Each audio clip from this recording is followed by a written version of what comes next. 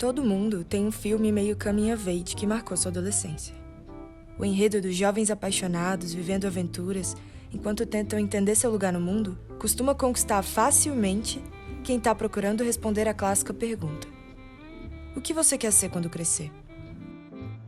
Até porque a resposta dessa pergunta geralmente é um outro questionamento. Tá, mas quem sou eu?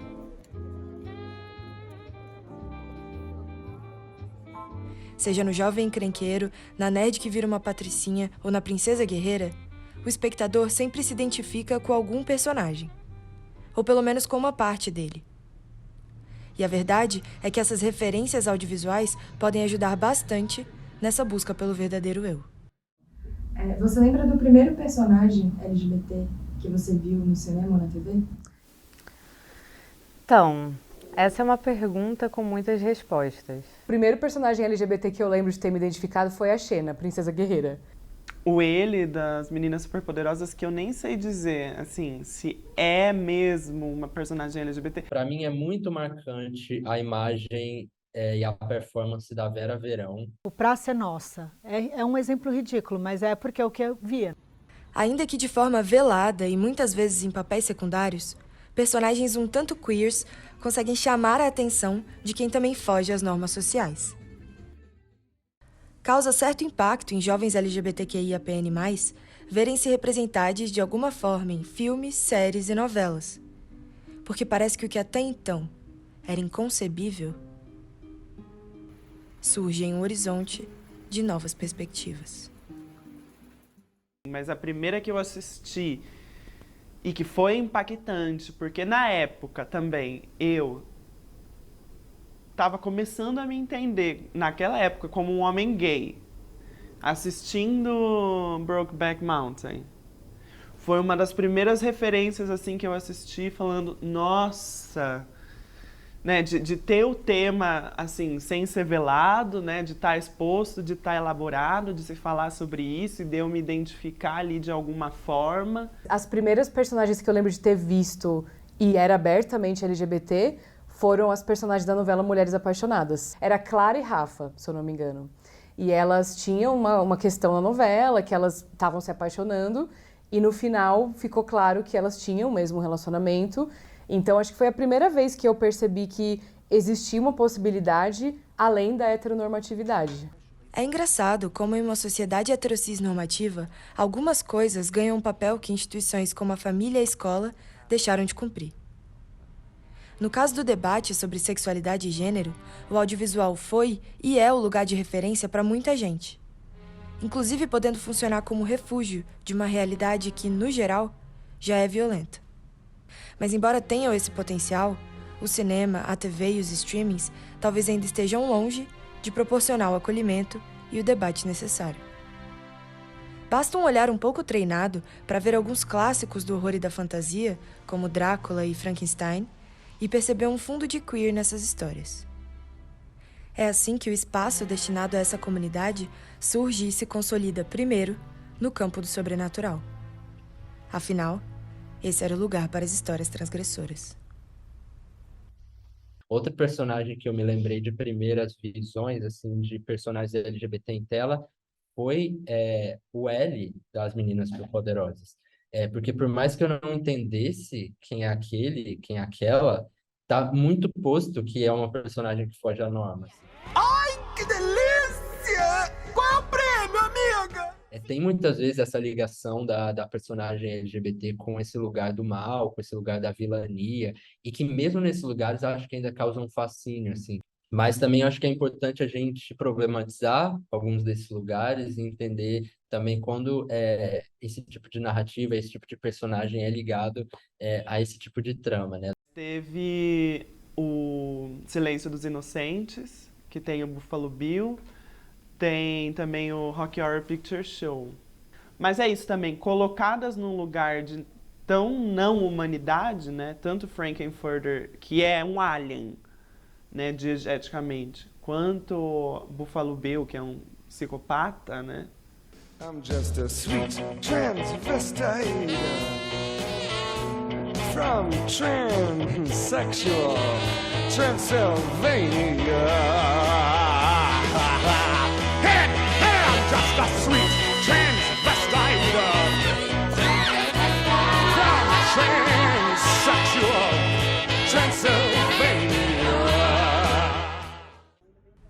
O grande problema é que, apesar de uma maior representatividade queer no audiovisual ao longo dos anos, a gente não parece ter ampliado muito nem os tipos de personagens, nem os enredos em que eles estão inseridos.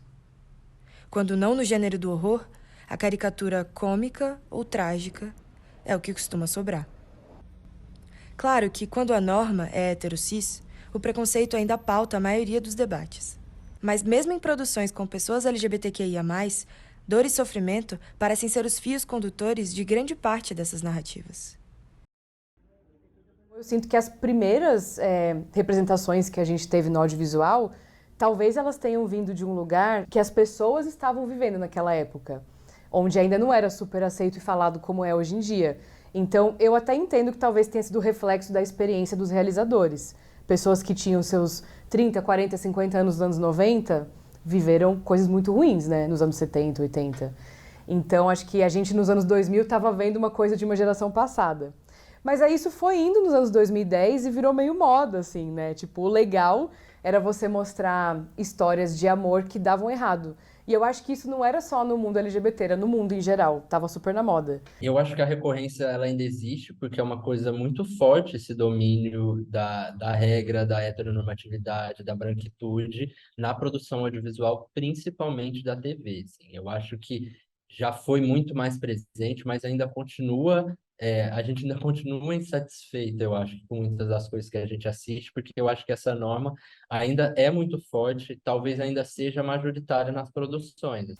Então, como eu acho que a sociedade, o audiovisual caminha como um reflexo da sociedade, eu acho que o pouco que a gente via antes, o pouco que nos era ofertado de personagens LGBT, por exemplo, é um reflexo de que a sociedade não olhava para isso. Então, eu acho que é uma construção, assim, talvez, eu acho que hoje as salas têm essa preocupação em ser diversa, mas eu acho que a gente vai ver talvez esse resultado um pouco mais no futuro, porque o que a gente está vendo hoje ainda é um reflexo de salas e produções de 3 anos atrás.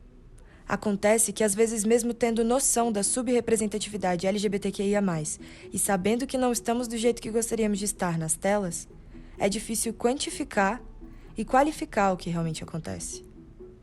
Quem já pensou muito sobre isso foi o pesquisador Tomás Penner, que investigou as representações LGBTQIA+, nas séries brasileiras originais da Netflix. Foram mapeadas 9 séries brasileiras até a minha segunda coleta de dados, que aconteceu em fevereiro do ano passado, então fevereiro de 2020. Nessas 9 séries, a gente tem 37 personagens LGBTQIA+. 6 séries têm algum personagem LGBT, que são 3% com 11, Samantha, Ninguém Tá Olhando, etc. E 3 não tem nenhum personagem LGBT. Então, isso também é bem interessante da gente pensar. Se, por um lado, a maior parte das séries tem, 2/3 das séries tem personagens LGBT, ainda existem narrativas seriadas produzidas aqui no Brasil que não tem, que não falam no assunto, como se a gente não existisse, como se não estivesse lá. A total ausência de personagens queers nessas produções conversa diretamente com a vivência LGBT da autodescoberta. Essa não representatividade indica uma não existência, que coloca jovens LGBT em um lugar escondido e furtivo, quase que clandestino. Tinha um filme que toda vez que passava na TV, eu via na programação, assim, e aí eu me programava para eu assistir escondido dos meus pais, que era Assunto de Meninas. E que é horrível, né? É muito ruim, é deprê, enfim. E eu lembro de com uns 13 anos, assim, tipo, 10 horas da noite, meio escondido na sala, vendo o filme e tal, uma certa ansiedade, não sabendo por que eu queria tanto ver aquele filme. Mas depois eu entendi. Aí eu lembro, por exemplo, de ir no Mix Brasil ver o filme pela primeira vez. Ir no Mix Brasil, eu lembro da sensação, assim, era uma coisa de, tipo, era meio secreto, mas não era, sabe? E tinha outros gays ali, tipo, meu Deus. Então, tem isso, assim, acho que você vai buscando no audiovisual essa referência e esses personagens que você normalmente não via na televisão. Outro aspecto importante levantado na pesquisa de Tomás foi o gênero das personagens estudadas por ele. Dos 37 LGBTs representados, 65% eram homens cisgêneros, 27% mulheres cisgêneras e 5% mulheres transgêneras. Apenas um desses personagens se identificava como trans não binário, representando os últimos 3% desse levantamento. Com isso, fica clara a dominância do espectro masculino e cisgênero nessas representações. Uma centralidade no homem cis que, mesmo num contexto de diversidade sexual, já era prevista pelo pesquisador, e que também deixa de fora outras identidades de gênero, como a de homens trans, por exemplo. Mas mesmo para as pessoas trans que aparecem nessas produções, Tomás ainda acrescenta outro dado, o das relações socioafetivas, pois são justamente essas personagens que sempre são representadas solteiras, sozinhas, como se nem na ficção elas pudessem amar, beijar ou ter qualquer tipo de relacionamento romântico. E aí a gente chega também, dialogando com isso, a posição narrativa dos personagens LGBT nessas séries, né? Então, a gente percebe que a maioria delas é de coadjuvantes, seguidas por figurantes, e só há 2 protagonistas. Chama a atenção o fato de que as únicas 2 pessoas LGBT que estão no papel protagonista em suas séries sejam mulheres. Então, apesar da maioria dos personagens contemplados na pesquisa de Tomás serem homens, o lugar do protagonismo queer, nas produções em que ele existia, era reservado às mulheres. Foi isso também o que aconteceu em um importante canal de TV norte-americano, o CW. We are here today to announce the creation of a brand new broadcast network. A rede de sinal aberto começou sua transmissão em setembro de 2006 e hoje é o 5º canal mais assistido dos Estados Unidos. Ainda assim, o empreendimento, fundado pelas empresas CBS e Warner Bros., só foi ter sua primeira protagonista abertamente LGBT em 2014, na série The 100. E ela estava começando a ter uma trama de romance com uma outra personagem que tinha entrado na 2ª temporada e era, coincidentemente, meio que uma princesa guerreira. Nessa época, eles estavam filmando sempre numa floresta, assim. Era tudo bem escondido. E aí, nesse dia, o showrunner da série postou no Twitter: estamos filmando aqui na rua tal, esquina com tal, venham ver. E eu filmei com meu celular uma cena que elas, tipo, se aproximavam e uma ajudava a outra a levantar e daí elas se beijavam. E aí ficou, nossa, caramba, tá acontecendo mesmo. Na época, a série estava no início da sua 2ª temporada e corria o risco de ser cancelada. Para evitar que isso acontecesse, alguns fãs LGBTs de The 100, incluindo a própria Bia, começaram a fazer campanha nas redes sociais. Ou seja, a mera possibilidade de um casal sáfico mobilizou toda uma comunidade. Os produtores e roteiristas não demoraram para perceber isso e começaram a alimentar esse movimento online com promessas. O famoso queerbaiting. Quando foi o episódio 8, se eu não me engano, que era assim um dos mais importantes para a confirmação da série, elas ficam juntas finalmente, a gente celebrou, comemorou, aí teve um intervalo comercial. Na volta do intervalo, essa personagem que era a princesa guerreira, ela sai e leva um tiro. Sabe quando você não imagina? Não tinha como aquilo fazer sentido em nenhum aspecto. Do jeito que eles estavam falando pra gente, sabe? Porque os roteiristas falavam nas redes sociais, eles falavam, tipo, eles confirmaram pros fãs em fórum de fã que ia rolar o casal, que ia ter. E aí falaram, é porque a atriz tinha que ir pra outra série, é conflito de agenda, sempre isso. Mas assim, eu sou roteirista, eu posso falar, tem 1 milhão de jeitos de resolver sem precisar matar a personagem. E todo mundo, de repente, começou a prestar atenção na quantidade de mortes trágicas que aconteciam. Inclusive, uma das minhas personagens favoritas também foi nesse meio. E quando ela morreu, acho que tipo, eu fiquei muito mal, muito mal, muito mal. Parecia que eu estava tipo, perdendo uma pessoa da minha família. Que foi a Ruth, da série Person of Interest. A morte de personagens LGBTs, então não é novidade que tem até um trope próprio, o Bury Your Gays, que em tradução livre significa enterre seus gays. Esse trope é a tendência que produções audiovisuais, especialmente as feitas para TV e os streamings, têm de matar seus personagens queers, geralmente como parte da construção de um outro personagem hétero. Só que o assassinato da Alexa de The 100 gerou uma grande comoção, servindo inclusive de inspiração para a ClexaCon, uma convenção anual focada em membros mulheres, trans e não binários da comunidade LGBTQIA+. Diversas matérias abordando o tema foram publicadas, e até o estudo anual da ONG estadunidense GLAAD, que monitora a maneira como a mídia retrata pessoas LGBTQIA+, incluiu um tópico sobre a problemática. Segundo os dados levantados pela organização entre 2016 e 2017, Na mesma época da série, mais de 25 personagens de mulheres queers foram mortas em suas narrativas. Isso considerando apenas a TV e alguns streamings nos Estados Unidos.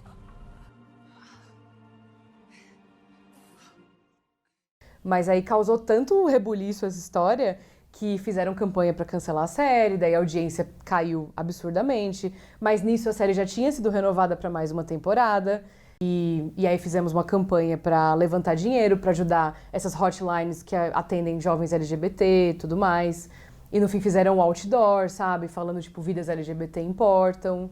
Foi muito legal, assim, a campanha. Eu acho que trouxe muito essa discussão para uma pauta onde não estava ainda. Não que o público LGBT não saiba lidar com o luto ou a perda de seus personagens favoritos. Afinal, dificilmente teremos uma produção com mais de 3 temporadas que em determinado momento não veja a necessidade de matar algum de seus personagens. O problema é que a maioria dessas e outras produções que chegam às salas de cinema, às TVs e aos streamings não costumam trazer uma ampla gama de personagens queers. Então, ao matar um deles, grande parte da diversidade daquele programa acaba junto.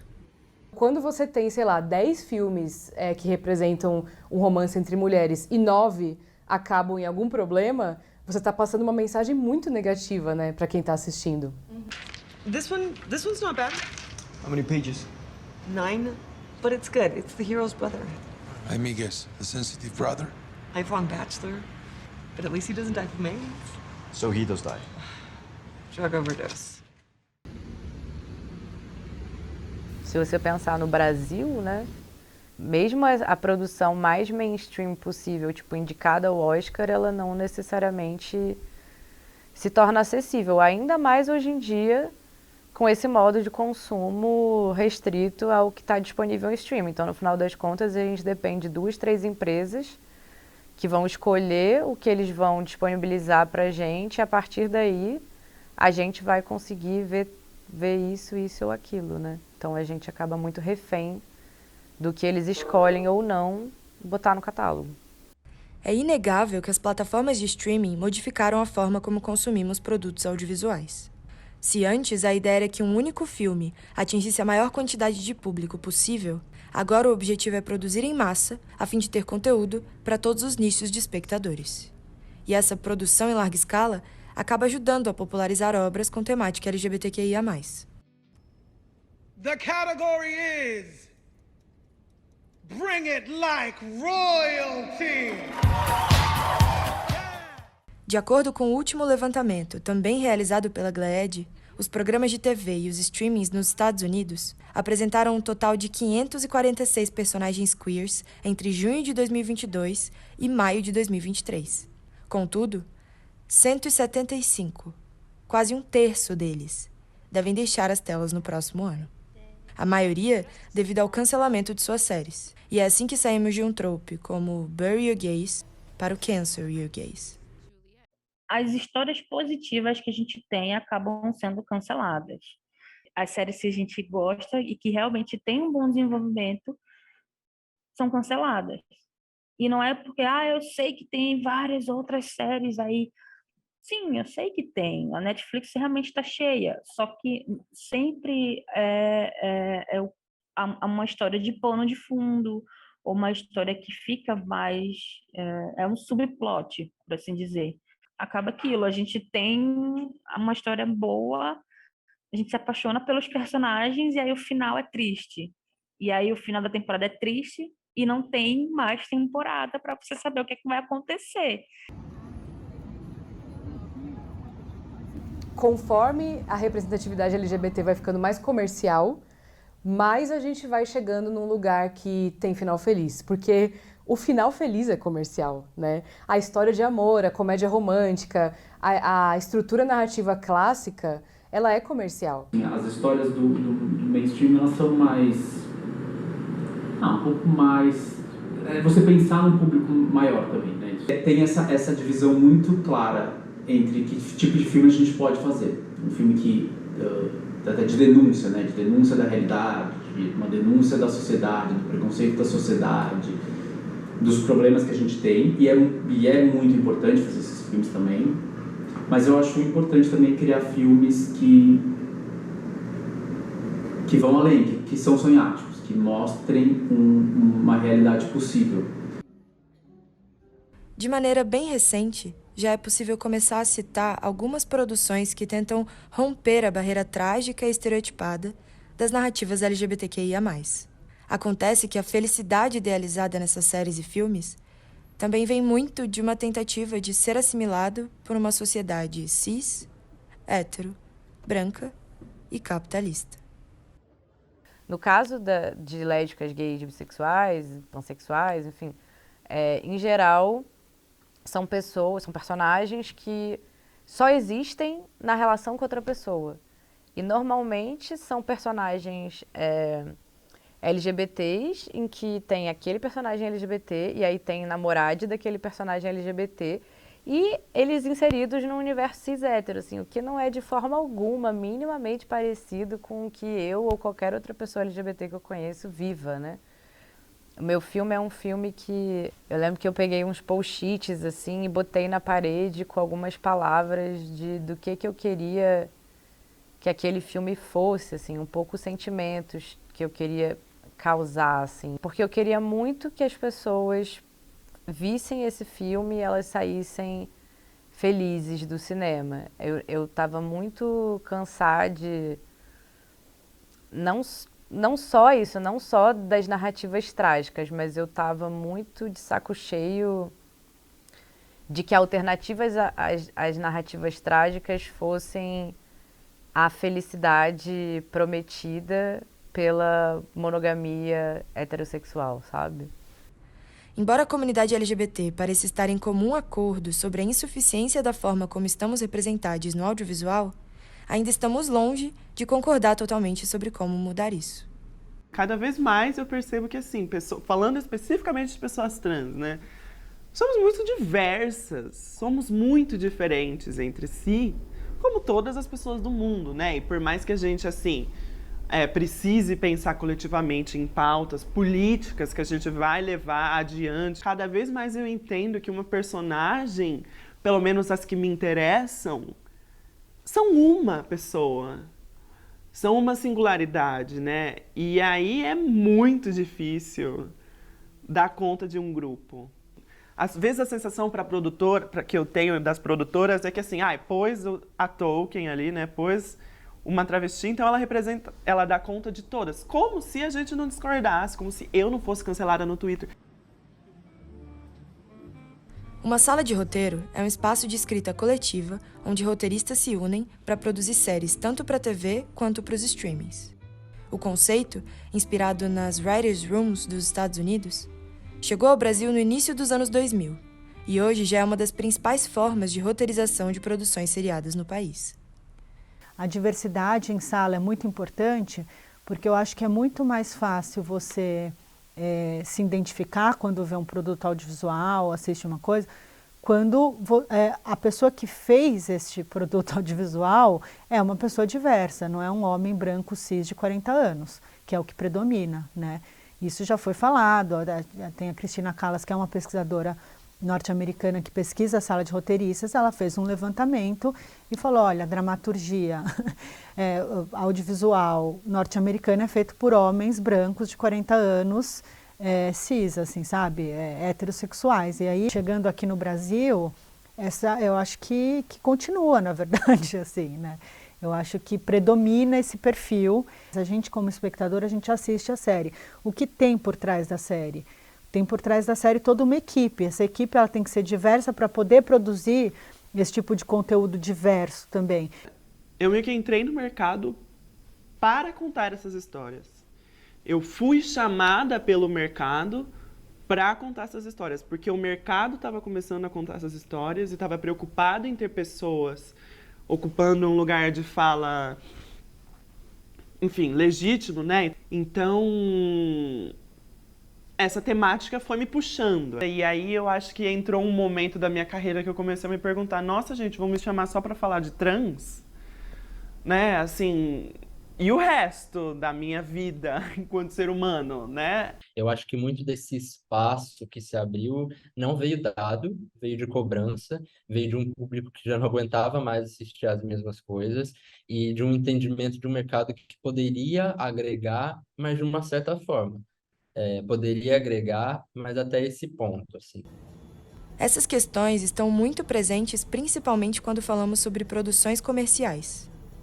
Uma alternativa a isso reside no incentivo público feito por meio de editais, que permitem a produção de histórias mais ousadas e criativas. Espaço que pode ser ideal para o desenvolvimento das narrativas queers que gostaríamos de ver.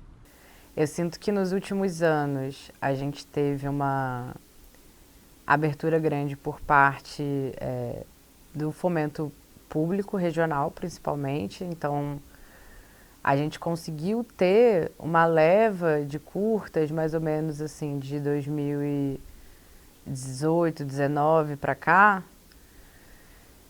Curtas sapatão, por exemplo, curtas trans, feitos com dinheiro público. É claro que no Brasil existe um trabalho necessário de formação de público que precisa ser feito e que precisa de incentivo público para isso, né? A gente tem uma distribuição muito desigual, muito desonesta em relação ao conteúdo, sobretudo que vem dos Estados Unidos, né, que vai estar nas salas de cinema, que vai estar nos streamings, e uma produção nacional. E eu acho que quando se abre esse outro campo, assim, onde outras pessoas vão poder contar suas histórias sem necessariamente depender do sim ou não de um executivo que está lá em cima no canal, isso muda muita coisa. E eu acho que foi isso que a gente viu acontecer.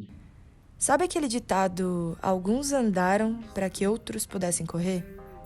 Pois é. Seja por uma benevolência do mercado, pressão popular ou incentivo público, novos caminhos estão surgindo para as histórias LGBTQIA+. Ainda que de forma mais devagar do que gostaríamos.